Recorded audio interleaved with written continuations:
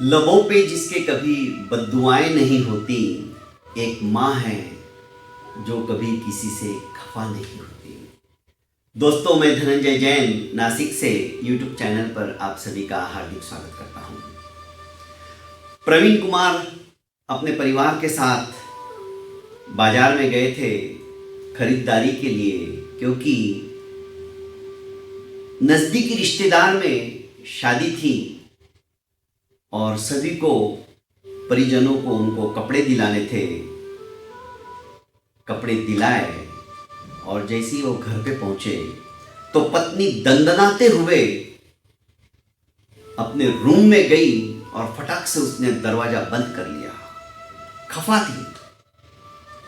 8,000 की साड़ी उसने पसंद की थी, पर पति का बजट नहीं था, सिर्फ 5,000 की साड़ी ही वो दिला पाए।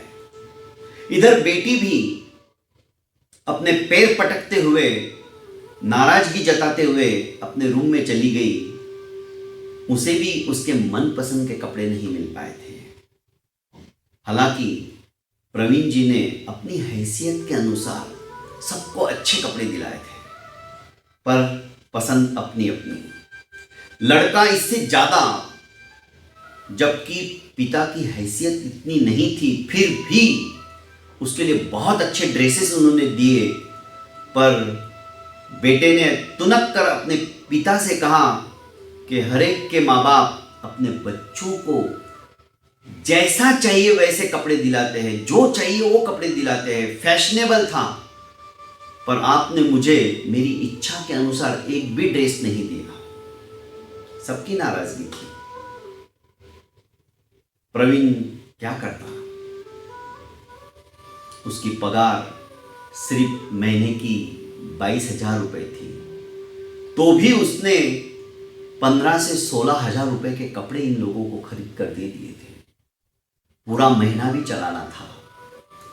पिता को बहुत सारी टेंशन रहती है, उसके दर्द को समझने वाला कोई नहीं होता है, फिर भी अपने लबों पे वो मुस्कान रखता है। खैर, माँ के लिए भी वो साड़ी लाया था, पर किस मुंह से माँ के पास जाए, क्योंकि साड़ी सिर्फ 500 रुपए की थी, बहुत हल्की थी। डरते डरते माँ के कमरे में जाता है और कहता है कि माँ, आपके लिए भी मैं साड़ी लेकर आया हूं। माँ ने कहा, वाह, साड़ी तो बहुत सुंदर है, पर बेटा मेरे लिए क्या जरूरत थी? पिछले साल की नई साड़ी अभी तक पड़ी हुई है, मैं वही पहन लेती।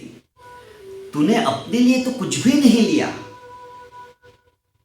तुझे कम से कम एक ड्रेस तो ले लेना चाहिए था। मानो मरुभूमि के अंदर तपती हुई रेत में, जहां दूर दूर तक छाया का नामो निशान नहीं होता है, वहां पे मां ने सघन वट वृक्ष का रूप धारण कर लिया हो, इस तरह का उसे अनुभव हुआ। मां तो मां होती है। मां अपने बच्चों के दुख को अपना खुद का दुख समझने लगती है, क्योंकि वो एक मां ही है जो अपनत्व जताती है। दोस्तों, मां जैसा हृदय हमारा भी हो जाए तो हम तो साक्षात भगवान जैसे हो जाए।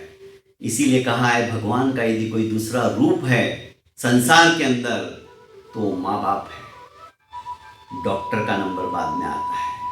सबसे पहला दैवत यदि हमारा कोई है तो माँ है। सबसे पहला शिक्षक यदि हमारा कोई है तो माँ है।